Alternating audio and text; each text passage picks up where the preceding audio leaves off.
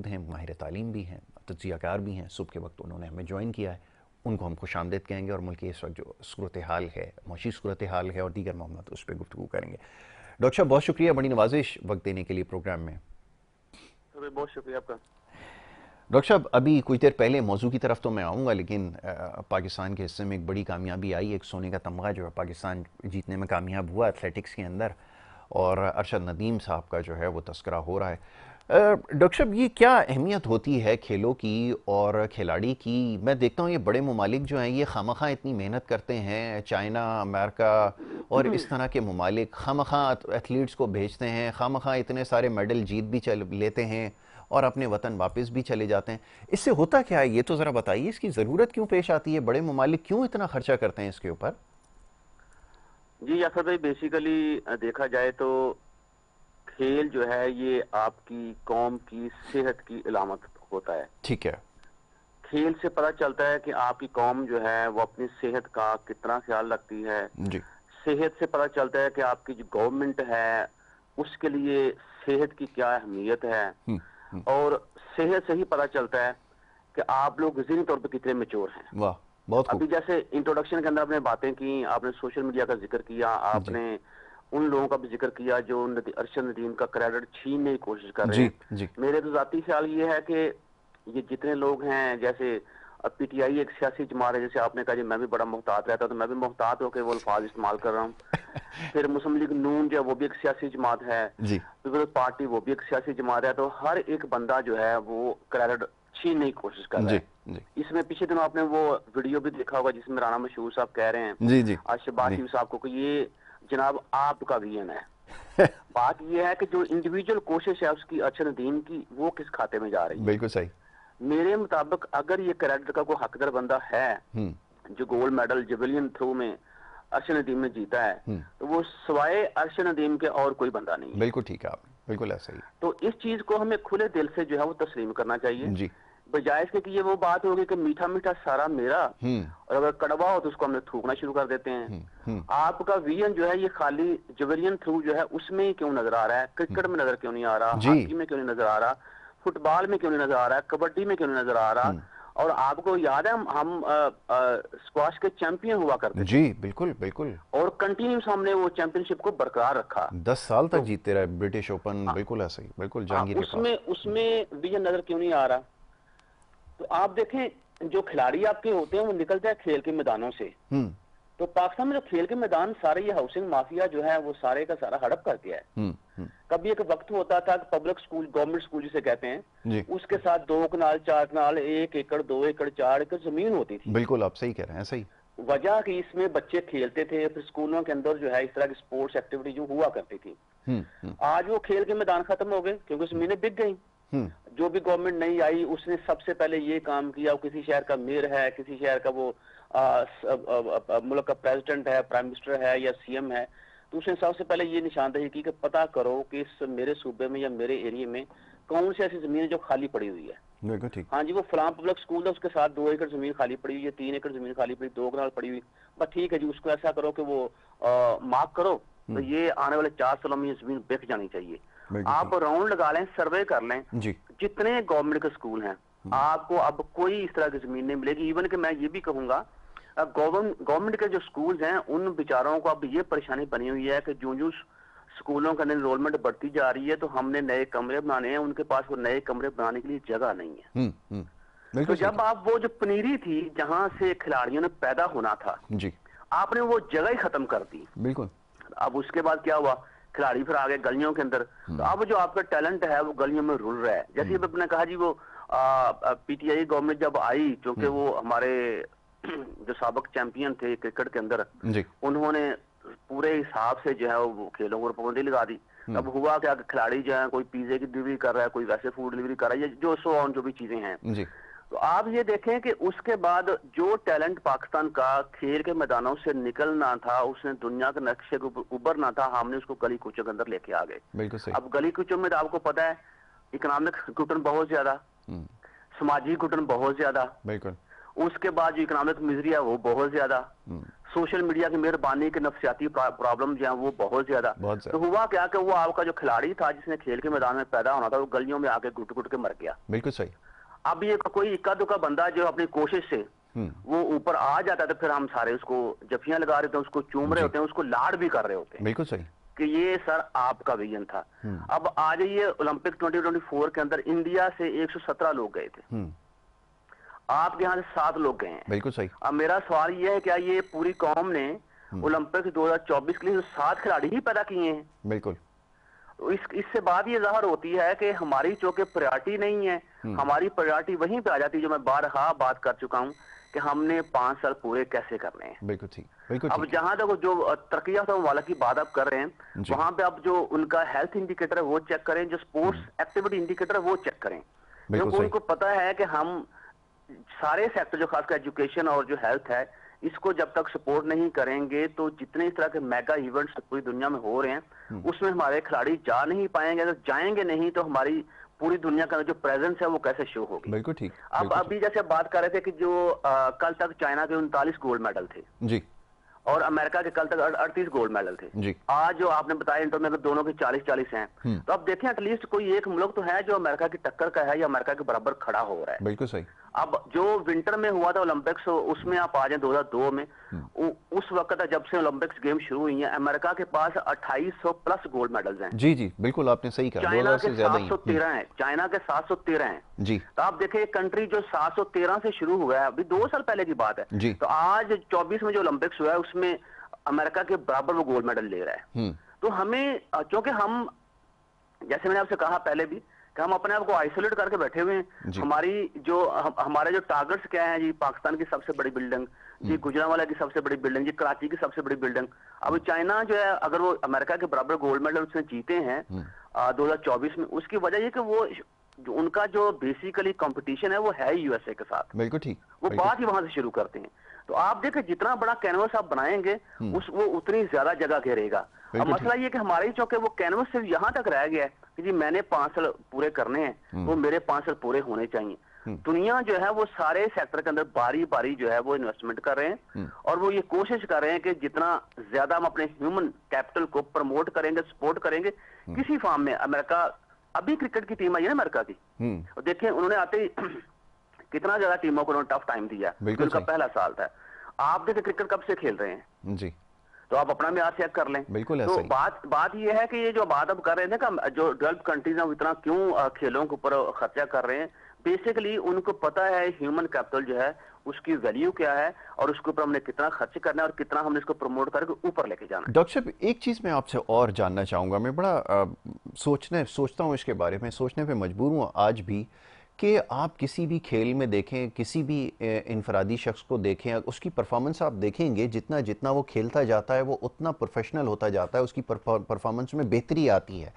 यहाँ पर मैं देखता हूँ यहाँ बिल्कुल उल्टा सिस्टम है, जैसे हर शोबे में हम उल्टा चल रहे हैं। यहाँ भी ऐसे नज़र आता है कि जब हम हॉकी खेलते थे तो पास्ट में हमसे बेहतर कोई टीम नहीं थी, आज आते आते इस हाल तक पहुँच गए कि ना ओलंपिक्स में जगह बना पाते हैं, ना किसी अच्छे टूर्नामेंट में एक्सपोजर ले पाते हैं।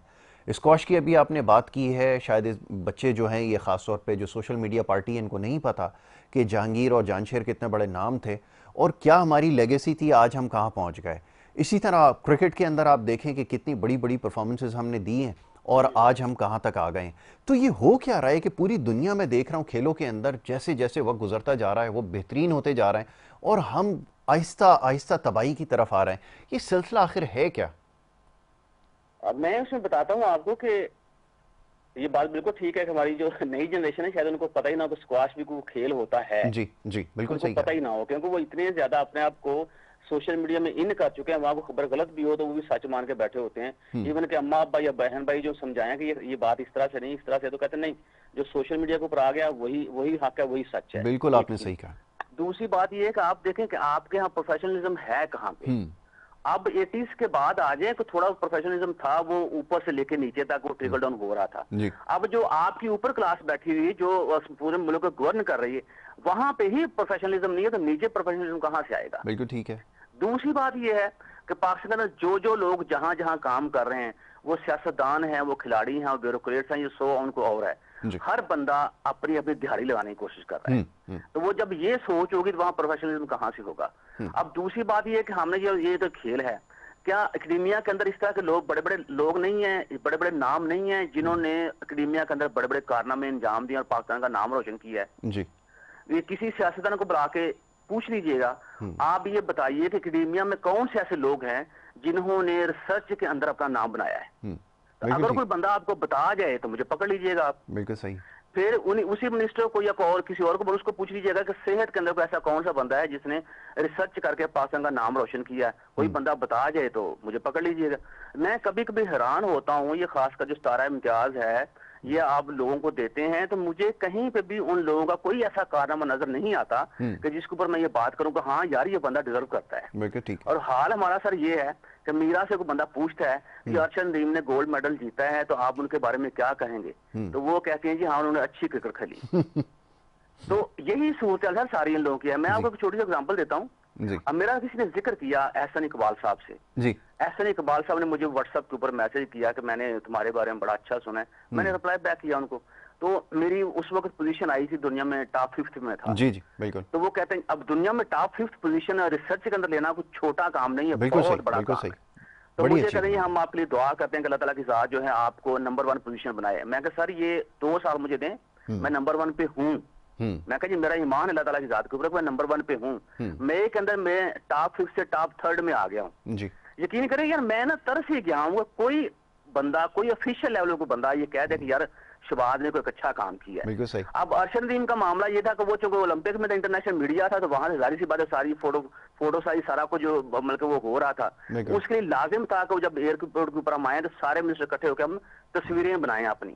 अब यही बात जो है मुझे याद है मैं फ्रांस में था तो मैंने रिसर्च में एक पोजीशन मतलब की पोजीशन एक हासिल की।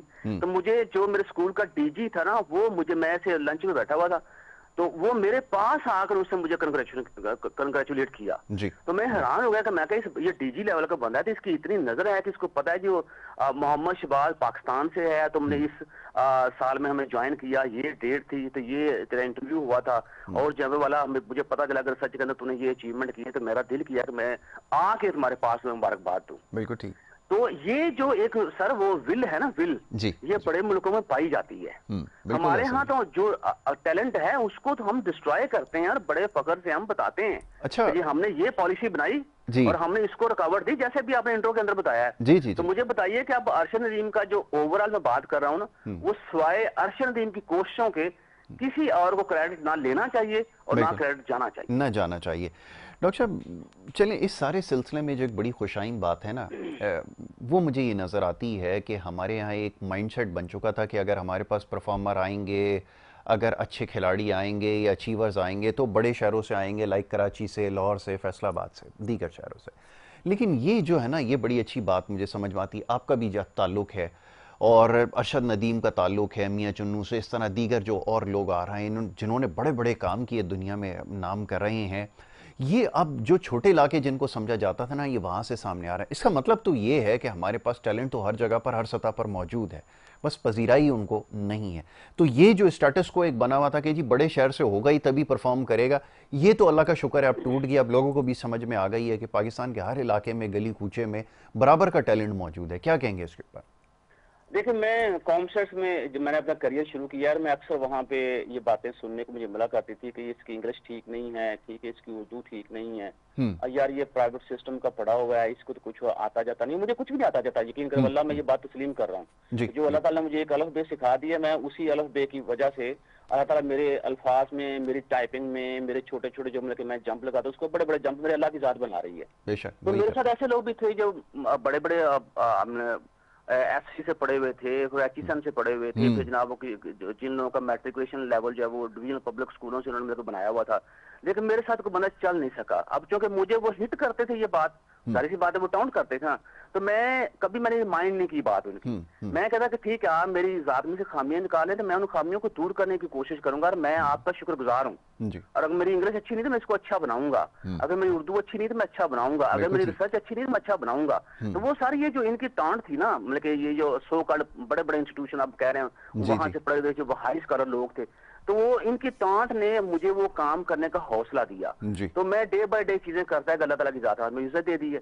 اچھا اب یہ بھی جو بس ایک وہ سٹوری ہے کہ جی وہ بڑے شہروں سے لوگ نکلیں گے تو بڑے وہ محنتی ہوں گے. قطعاً ایسی بات نہیں. انسان وہی محنت کرتا ہے یاسر بھائی جس نے اپنے بچپن میں محرومیاں دیکھی ہوتی ہیں. تو وہ محرومیاں جو ہیں وہ اس کی ذات کا حصہ بن جاتی ہیں, کیونکہ وہ کوشش یہ کرتا ہے کہ چلے یار میں نے محرومیاں دیکھ لی تو میرے بعد جو آئیں گے میں اتنا کام کروں کہ ان کو ان محرومیوں کا سامنا نہ کرنا پڑے. تو وہ جو غریب غربا یا چھوٹے علاقوں کے لوگ ہیں اس کے پیچھے ایک موٹیویشنل پاور جو ہے نا وہ یہ ہے. بالکل ٹھیک ہے, بالکل آپ نے ٹھیک کہا کہ یہ بڑا ایک ضروری ہے. اور یہ خاص طور پہ جیسے بھی ہم بات کر رہے ہیں, جیسے میاں چنو پاکستان میں رہنے والے لوگ ہی زیادہ واقف تو نہیں ہوں گے. شہر میں بھی اگر آپ کسی سے پوچھ لیں کسی علاقے کا نام, کسی قصبے کا نام, تو اس سے واقف نہیں ہوتا. لیکن اس وقت پوری دنیا جو ہے وہ میاں چنو کو جو ہے وہ پہچانتی ہے, اور وجہ بنے ارشد ندیم. تو یہ کام کرتے ہیں کھلاڑی آپ کے, اور یہی پورے ملک کے لیے جو ہے وہ نام جس کو واقعتاً آپ کہتے ہیں. اور میں ہمیشہ یہ بات کہتا ہوں. اچھا ایک اور بھی سلسلہ شروع ہو گیا, میں ڈاکٹر صاحب سے بھی اس کے اوپر رائے لیتا ہوں نا. بڑے دلچسپ لوگ تبصرے بھی کر رہے ہیں, تجزیے بھی کر رہے ہیں, ہر شخص یہاں پہ تجزیہ کار بنا ہوا ہے. ڈاکٹر صاحب موازنہ کیا جاتا ہے وہ فلانا اسپورٹس اتنا بڑا ہے, یہ اسپورٹس اتنا بڑا ہے, یہ اہمیت ہے کہ اولمپکس کی؟ یہ تو ذرا بتائیں نا, آپ نے بہت سارے ممالک میں ٹریول کیا, یہ کیسے اتنا بڑا ایونٹ بن گیا؟ اس کے اوپر تو ذرا بات ہو نا. ذرا آپ اس کے بارے میں کیا سوچ رکھتے ہیں, ذرا فرمائیے گا کہ یہ موازنے جو کیے جا رہے ہیں وہ کھیل چھوٹا ہے یہ بڑا. جی لوگ ہمیشہ اچیومنٹ کی بات کرتے ہیں, یہ بات کوئی نہیں کرتا. دیکھیں آپ کے پاس ایک گولڈ میڈل آ گیا نا, اب آپ کے لیے یہ میٹر نہیں کرتا کون سا کھلاڑی بڑا ہے کون سا کھلاڑی چھوٹا ہے. بالکل ٹھیک ہے, کیونکہ آپ نے گولڈ میڈل اچیو کر لیا. اب نیرج چوپڑا جو ہے اس نے سلور میڈل اچیو کر لیا. وہ انڈیا کے لیے میٹر نہیں کرتا ہے کہ کون سا کھلاڑی بڑا ہے. انہوں نے کوشش کی, 117 بندے انہوں نے بھیجے, اپنے کھلاڑی بھیجے, چلے وہ جو ان کے مقدر میں اچیومنٹ تھی وہ آ گئی. اب جیسے نیرج چوپڑا کی والدہ نے کہا جی نیرج جی میرا بیٹا ہے تو ارشد ندیم وہی میرا بیٹا ہے. ادھر سے ارشد ندیم کی والدہ نے بڑا اچھا جیسچر دیا. تو دیکھیں بات یہ ہے کہ اچیومنٹ آپ کی اچیومنٹ ہوتی ہے, اس میں یہ ہم کنسیڈر کرنا شروع کر دیں گے فلانا. اب چائنا نے فرض کرو اگر 40 گولڈ میڈل لیے تو چائنا نے محنت زیادہ کی ہوگی نا. ہم نے اگر ایک گولڈ میڈل لیا تو ہماری محنت اتنی تھی. تو ہمیں بیسیکلی ان چیزوں کو بڑھانا چاہیے بجائے کہ ہم کمپیریزن کرنا شروع کر دیں. یہ پھر وہی ایسا بات ہے کہ ہمیں دکان کے اندر کوئی نہ کوئی ڈسکشن کے لیے کوئی ایلیمنٹ چاہیے, ہمیں کوئی پوائنٹ چاہیے, تو وہ پھر ہم لوگ اس طرف چلے جاتے ہیں.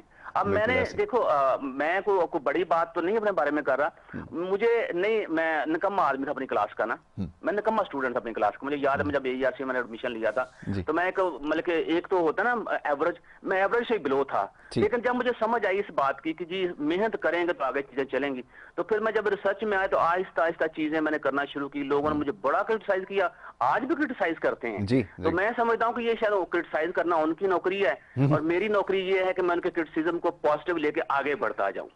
تو چیزوں کو ہمیں یوں دیکھنا چاہیے. جی جی, یہ آپ نے بالکل ٹھیک کہا ڈاکٹر صاحب کہ ہمارا یہ شاید سب سے پسندیدہ مشغلہ بھی یہی ہے, تنقید کرنا. معاف کیجیے, تنقید برائے تعمیر نہیں ہے, کیونکہ وہ ذہن ہمارے پاس ہیں ہی نہیں. اور میں ہمیشہ کہتا ہوں خدا کا بڑا شکر ہے کہ ہمارا نہ تاریخ سے واسطہ ہے, نہ ہم ان تمام معاملوں کو سمجھنا چاہتے ہیں. یہ بھی بڑا ضروری ہے. اب سے کچھ دن بعد جب 14 اگست ہے باقاعدہ منایا جائے گا, تو اس سے پہلے جو کچھ سوشل میڈیا پہ ہو رہا ہے میرا خیال ہے اس کا تذکرہ تو یہاں نہیں کیا جا سکتا, لیکن اس کی اہمیت کو سمجھنا اس وقت ضروری ہے. ڈاکٹر صاحب میں چاہوں گا ذرا ایک پیغام اس کے حوالے سے بھی ہو کہ اس کی کیا اہمیت ہے اور کیا معنی رکھتی ہے. یہ ہم تو سب کچھ بھلا بیٹھے ہیں نا, یا بہت ساری چیزوں کا تو ہمیں علم ہی نہیں ہے. میں چاہوں گا ذرا اس کے اوپر بات ہو.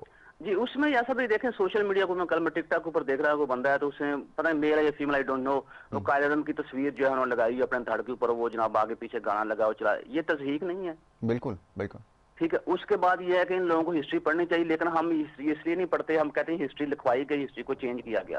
ارے بھائی لکھوائی گئی, چینج کیا گیا, کم سے کم کچھ نہ کچھ تو اس کے اندر مواد ایسا ہوگا جس سے اب سبق سیکھیں گے, تو آپ اس طرف ٹرن لیں نہیں. اور مجھے یاد ہے کہ میں نے ایک پروگرام کیا تھا تو اس میں ہم نے یہ بات کی تھی کہ سوشل میڈیا جو ہے پاکستان کی جو یوتھ ہے اس کے خلاف یہ 5th جنریشن وار کا حصہ ہے, تو جس کے تھرو ہماری جو یوتھ ہے اس کو تباہ و برباد کیے جانے کی کوشش کی جا رہی ہے. اور میرے خیال میں اب تباہ و برباد ہم ہو چکے ہیں, کیونکہ جب ہم یہ کہیں کہ جو میرے اما ابا بات کر رہے ہیں وہ سچی نہیں ہے, جو میرے بہن بھائی بات کر رہے ہیں وہ سچی نہیں, میرا بڑا بھائی مجھے سمجھا رہا ہے وہ سچی نہیں, جو بات ٹک ٹاک اوپر لکھی ہے وہی سچی ہے اور وہی حق اور سچ ہے, تو پھر میرے خیال میں تباہی جو ہے اس کو مزید آپ کو لینے کی ضرورت ہے, یہی کافی ہے. اب دیکھیں یہ سوشل میڈیا ہے, UK کے اندر کتنے رائٹس ہو رہے ہیں, کتنی تباہی پھیلی UK کے اندر, وہ بھی تو سوشل جو فائر والے اس کو لگا رہے ہیں نا. ہمارے ہاں فائر وال لگ گئی تو کون سا اتنا بڑا جو ہے نا وہ کہہ لیں کہ دھماکہ ہو گیا. بھائی سیفٹی قوم کی ہر لیول پہ جا کے بڑی ضروری ہے. تو میرا تو یوتھ کو یہی پیغام ہے کہ بھائی اگر آپ کو 14 اگست سے پیار ہے نا تو پھر آپ نیکسٹ 14 اگست آنے تک اپنے ساتھ یہ وعدہ کریں کہ ہمیں کچھ نہ کچھ اپنے ملک و قوم کی افراد میں اضافہ کرنا ہے. وہ اضافہ کسی بھی فارم میں ہو سکتا ہے. کسی یتیم بچے کو آپ سپورٹ کریں, کسی یتیم بچے کی ایجوکیشن میں آپ کنٹریبیوٹ کریں, اس کی ہیلتھ میں آپ کنٹریبیوٹ کریں. کوئی ملک کے اندر آپ دیکھیں اس وقت جو ہے کتنی گرمی ہے, کلائمیٹک چینج کی وجہ سے کتنے زیادہ اس کے ساتھ پاکستان کی اکانومی کو پڑھ رہے ہیں, ملک کو پڑھ رہے ہیں, لوگوں کو پڑھ رہے ہیں. تو یہ یوتھ اگر میں ریکمینڈ کروں تو میں تو یہی درخواست کروں گا ان سے کہ بھئی اپنے حصے کا ایک ایک پودا لگا دیں آنے والے 14 اگست تک. تو میں سمجھوں گا کہ آپ میری یوتھ جو ہے اس نے پاکستان کی ترقی میں اپنا کنٹریبیوشن ڈال دیا ہے. بہت اچھی بات ہے. مگر اس میں ایک چیز اور ہے ڈاکٹر صاحب, میں چاہوں گا ذرا اس کی بھی آپ ساتھ نشاندہی کر دیں کہ ہمارے یہاں تو محض ایک دن یہ ڈرائیو چلتی ہے کہ پودے لگانے, تمام این جی اوز آ گئیں سڑکوں پہ, آج لگائے اور اس کے بعد جیسے ہی اگلا دن ہوگا اس کے بعد سارے اپنے کاموں پر ہوں گے, نہ اس کی کوئی دیکھ بھال ہوگی نہ کچھ ہوگی. ہمارا یہ بھی ایک طریقہ ہے, ہم کسی ایک دن کو بڑے بھرپور طریقے سے منائیں گے اور اس کے بعد ساری ذمہ داریاں اپنی بھلا بیٹھیں گے اور پھر اپنے کاموں میں لگ جائیں گے. اس کو کیسے تبدیل کیا جائے؟ یہ جو طریقہ ہے, جیسا بھی آپ نے پودے کی ایک مثال دی, اس کی تو بڑی دیکھ بھال کرنی پڑتی ہے, اس کی نگہداشت کے لیے بہت سارے اور دیگر لوازمات ہیں پورے کرنے پڑتے ہیں. ہمارا تو وہ طریقہ ہے نہیں. ہم تو آج اگر کوئی دن منا لیں گے اس کے بعد تو ہم ہمیشہ سے سالہ سال یہ بات کرتے آئیں گے, جھنڈے خاص طور پہ برسات کا موسم ہے اس کو احتیاط سے اتار کے رکھنا ہے. آج بھی یہ بات سمجھانی پڑ رہی ہے, 30 سال گزرتا ہے, آج بھی یہ بات اسی بات کو بار بار دہرا رہے ہیں. یہ ذرا فرمائیے کہ اس کے کیا کیا جائے؟ اس میں ایسا تو یہ دیکھیں سب سے پہلی بات ہے پودا لگانا جو ہے یہی تو کام نہیں ہے, پودے کو لگا کے اس کی رسپانسبلٹی لینا بھی کام ہے نا. بالکل صحیح. اب اس کو پانی دیں گے, اب ڈیلی نہیں, دوسرے دن پانی دیں, آ کے دیکھیں, چیک کریں. اب میرے گھر میں اس دفعہ میں نے کوشش کی ہے, میں گرمی میں نے برداشت کی ہے نا, تو میں نے گھر میں کو پودے چھوٹے چھوٹے لا کے رکھنا شروع کیے ہیں, میں نے وہ گملے لا کے رکھنا شروع کیا. میں کہا چلو کم سے کم میں گھر کی سطح تک جو ہے جتنا کر سکتا ہوں تو کروں, اس کے بعد ہم دیکھیں گے آگے. تو میں نے والد صاحب سے مشورہ کیا کہ یار ابا جی میرا دل کر رہا ہے کہ میں نا گاؤں میں درخت لگاؤں, تو کہاں سے لگانا شروع کروں؟ والد صاحب میرے کہتے ہیں یار قبرستان سے لگانا شروع کرو.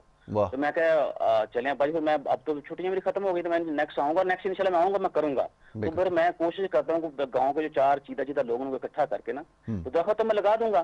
ظاہر بات ہے میرے بعد کسی نے ان کی مینٹیننس بھی کرنی ہے, تو میں کسی نہ کسی بندے کے ذمہ جتنی رسپانسبلٹی وہ اٹھائے گا وہ میں رسپانسبلٹی دوں گا ان کو. میں درخت لگا کے دے دیتا ہوں آپ کو, باقی ان کو سنبھالنا آپ کی ذمہ داری ہے. تو ضروری نہیں ہے کہ جو بندہ درخت لگائے وہی اس کو سنبھالے, کسی اور کو بھی ذمہ داری دے سکتے ہیں, اور وہ اس بندے کا فرض بنتا ہے کہ وہ ذمہ داری اگر لے رہا تو اس کو آسان طریقے سے اس کو نبھائے بھی. تو یہ ہاتھ میں ہاتھ ڈال کے کہ ہمیں چین بنانی پڑے گی, اور اس کے تھرو ہی یہ جو انقلاب ہے نا جس کو سبز انقلاب آپ کہہ رہے ہیں وہ آئے گا. انڈیویجول لیول پہ تو میرا نہیں خیال کو بات ہوگی, لیکن انڈیویجول اگر سارے اکٹھے ہو جاتے ہیں, مائکرو سے میکرو بن جاتے ہیں, تو پھر ہر ایک چیز پاسبل ہے جو آپ کرنا چاہیں. بالکل ٹھیک ہے ڈاکٹر صاحب, آپ نے بالکل ٹھیک کہا کہ اس کے لیے ذمہ داری ہمیں لینی ہوگی.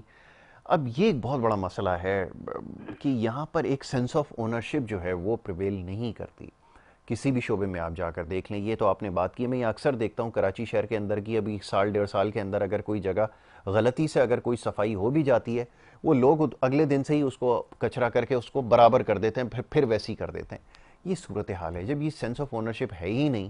اب یہ تو شہر میں رہنے والے جو لوگ ہیں ان کا یہ حال میں آپ کو بتا رہا ہوں, باقیوں کے بارے میں کیا کہوں, سینس آف اونرشپ کہیں نہیں ہے. کیا کہیں گے ڈاکٹر صاحب؟ ہاں جی بالکل بات ٹھیک ہے. وجہ یہ ہے کہ جب ہم پرائمری میں ہوتے تھے 3ری 4تھی 5ویں کلاس میں, تو ہمیں یہ پڑھایا جاتا ہے کہ صفائی نصف امان ہے. جی جی. وہ ہم نے پڑھ تو لیا, لیکن پڑھانے والے نے یا اس کے بعد کو حالات نے ہمیں یہ نہیں سکھایا کہ بھائی صفائی کرو گے تو نصف امان ہوگا نا. بہت اچھی بات ہے. اب خالی پڑھنے سے تو چیزیں نہیں ہو جاتی.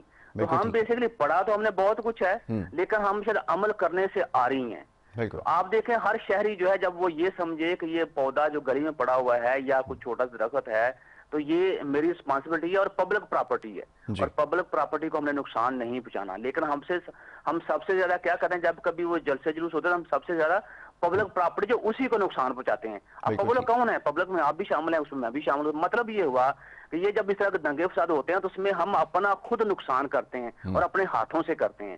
اب جب ہمارے ذہن میں یہ چیز آ جائے کہ یہ چیز ہماری ہے, ہم ہی پبلک ہیں, تو اگر ہم اپنا حسن تباہ کر رہے ہیں اپنے ہاتھوں سے, کون سی ہم عقل مندی کر رہے ہیں؟ تو بہتر یہ کہ بجائے کہ اپنے حسن کو تباہ کریں, ہم اپنے حسن کو سیو کریں اور اس کو اور 4 چاند لگائیں, تاکہ ہم جتنا خوبصورت نظر آئیں گے ہمارے ملک کی اتنی ہی زیادہ اچھائی ہوگی. تو بیسیکلی تو ہم یہ بات کرتے ہیں, یہ پاکستان نے ہمیں کیا دیا جی، میں یہاں پیدا میری غلطی ہو گئی، میں یہاں بڑا میری غلطی ہو گئی، میں یہاں ایجوکیشن حاصل کی میری مجھ سے غلطی ہو گئی کہ مجھے اب جاب نہیں. سوال یاسر بھائی یہ ہے کہ ہم پاکستان کو کیا دے رہے ہیں. بالکل ٹھیک کہہ رہے ہیں آپ. یہ بات ہمیشہ دہرائی جاتی ہے، بارہا اس چیز کی نشاندہی کی جاتی ہے، مگر یہ سوال اپنی جگہ برقرار ہے. ڈاکٹر صاحب نے بھی اس کی نشاندہی کی ہے، اور یہی پیغام بھی ہے کہ ہم کیا دے رہے ہیں، کیا کچھ کر رہے ہیں، جو ہماری اپنی ذمہ داری ہے، کیا اخلاقی ذمہ داری ہے، سماجی ذمہ داری ہے. ہم سب سے عاری ہو چکے ہیں. کسی بھی جگہ پر آپ دیکھ لیں، کوئی شخص ذمہ داری لینے کے لیے تیار نہیں ہے. کہیں پہ ہمیں یہ چیز نظر نہیں آتی، کوئی اس کا عملی نمونہ نہیں بن رہا کہ ہم اپنی ذمہ داری پوری کریں. اس شہر کو، اس ملک کو اون کریں. کسی بھی قصبے میں چلے جائیں، کہیں پہ بھی چلے جائیں، کوئی اونرشپ لینے کے لیے تیار نہیں ہے. ہر شخص بیٹھا صرف یہ دعائیاں دے رہا ہے کہ یہ حکومت کی ذمہ داری ہے. ہماری اپنی کیا ذمہ داری ہے اس کے بارے میں کوئی بات کرنے کے لیے، کوئی سننے کے لیے تیار نہیں ہے. اور اگر یہ بات بتائی جاتی ہے تو کہا جاتا ہے کہ جی ہم اتنا تو ہم کنٹریبیوٹ کر رہے ہیں، اتنے تو ہم پیسے دے رہے ہیں، تو ہمیں کیا ضرورت ہے. ڈاکٹر صاحب یہ بھی ذرا فرما دیجئے کہ ہمارا ایک جو مائنڈ سیٹ بن چکا ہے کہ ہم تو اپنی ذمہ داری پوری کر رہے ہیں اس شکل میں کہ ہم پیسے دے رہے ہیں، ٹیکس دے رہے ہیں، تو ہمیں اور کچھ کرنے کی ضرورت نہیں ہے. اب جو کچھ کرنا ہے حکومت نہیں کرنا ہے. کہ یہ سوچنا صحیح ہے؟ کیا واقعتاً ان کا خیال درست ہے کہ ہم اپنے ذمہ کا کام کر رہے ہیں، ہم نے پیسے دے دیے، بس اس سے زیادہ اور ہم کچھ نہیں کر سکتے؟ جو آپ ترقی یافتہ قوموں میں جاتے ہیں، ممالک میں آپ رہتے ہیں، وہاں پڑھاتے بھی ہیں، وہاں بھی لوگوں کا سوچنے کا طریقہ یہی ہے کہ ہم ٹیکس دے رہے ہیں تو اس کے علاوہ ہمیں کچھ کرنے کی ضرورت نہیں ہے. یہ ذرا بتا دیجئے مجھے. نہیں جی، وہاں پہ تو لوگ اس طرح سوچتے ہیں کہ ٹھیک ہے ہم ٹیکس دے رہے ہیں تو گورنمنٹ جتنا ہمیں ڈلیور کر رہی ہے ٹھیک ہے، اگر کہیں گورنمنٹ ڈلیور نہیں کر رہی تو ہم سیلف ہیلپ کے ذریعے خود کر لیتے ہیں. بالکل ٹھیک ہے. ہم سپوز کریں کہ اب گورنمنٹ نے ہمیں گلیاں بنا کے دے دی، گورنمنٹ نے گلی کے دونوں طرف جو ہے وہ گملے لگا کے دے دیے، پودے لگا کے دے دیے، تو اب گورنمنٹ جو ہے یہ پرائم منسٹر آف ڈیلی آ کے چیک نہیں کریں گے نا. بالکل صحیح. تو اس کا ہم کیا کرتے ہیں، ان کا کام اتنا ہی تھا. ہمیں انہوں نے گلی بنا دی، گلی میں پودے لگا دیے، انہوں نے پھولوں کے گملے لگا دیے، باقی اب ان گملوں کی، ان پودوں کی، گلی کی حفاظت ہم نے خود کرنی ہے. ہمارا مسئلہ بھی یہ ہے کہ ہم ساری چیزیں گورنمنٹ کو ڈالیں. اس میں بھی کوئی شک والی بات نہیں کہ ٹیکس کی رقم پراپرلی یوٹیلائز تو نہیں ہو رہی for the betterment of people, لیکن میں یہ سمجھتا ہوں کہ ہمارے ملک میں یہ پاکستان جو ہے دنیا کا نمبر 1 کنٹری ہے جو خیرات میں سب سے آگے ہے. جی. تو آپ خیرات دیتے ہیں، آپ باہر خیرات لوگوں کو دیتے ہیں، چندے جاتے ہیں، سارا کچھ ہوتا ہے، تو اس سے بہتر نہیں ہے کہ آپ وہی پیسے اکٹھے کر کے اپنے گلی محلوں کی صفائی میں لگا لیں. بالکل صحیح. دیکھ خیرات بھی تو آپ نیکی کے لیے کر رہے ہیں نا. ایسا ہی آپ نے بالکل صحیح کہا، بڑا اچھا خیال ہے.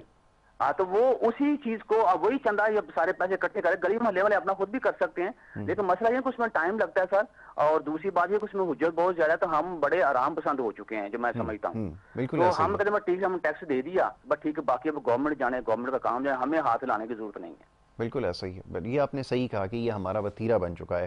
اکثر میں نے یہ دیکھا ہے، بلکہ ہر جگہ یہ نظر آتا ہے. ہم شہر کراچی میں ہمارے تو خاص طور پہ لوگ لاکھوں روپے خیرات اور صدقات کی مد میں نکال رہے ہیں، مگر آپ صفائی کے لیے کسی سے تھوڑے سے پیسے مانگ لیں کہ اس جگہ کی صفائی کروانی ہے، آپ کنٹریبیوٹ کریں، آپ یقین کریں ایک پیسہ مجالے کوئی شخص نکال دے، کوئی تیار نہیں ہے، کوئی اونرشپ لینے کے لیے تیار ہی نہیں ہے کہ یہ تو ہماری ذمہ داری سرے سے ہے ہی نہیں کہ ہم اس میں اپنا حصہ ڈالیں یا کنٹریبیوٹ کریں. یہ ہمارا مائنڈ سیٹ بن چکا ہے، اور ہر جگہ ہمیں صورتحال یہی نظر آ رہی ہے. کراچی سے لے کے آپ چلے جائیں خیبر کشمیر تک، جہاں بھی جتنے علاقے ہیں، جس طرف آپ چلے جائیں، یہی لوگوں کا ہمیں حال نظر آ رہا ہے. کوئی کنٹریبیوٹ کرنے کے لیے تیار نہیں ہے.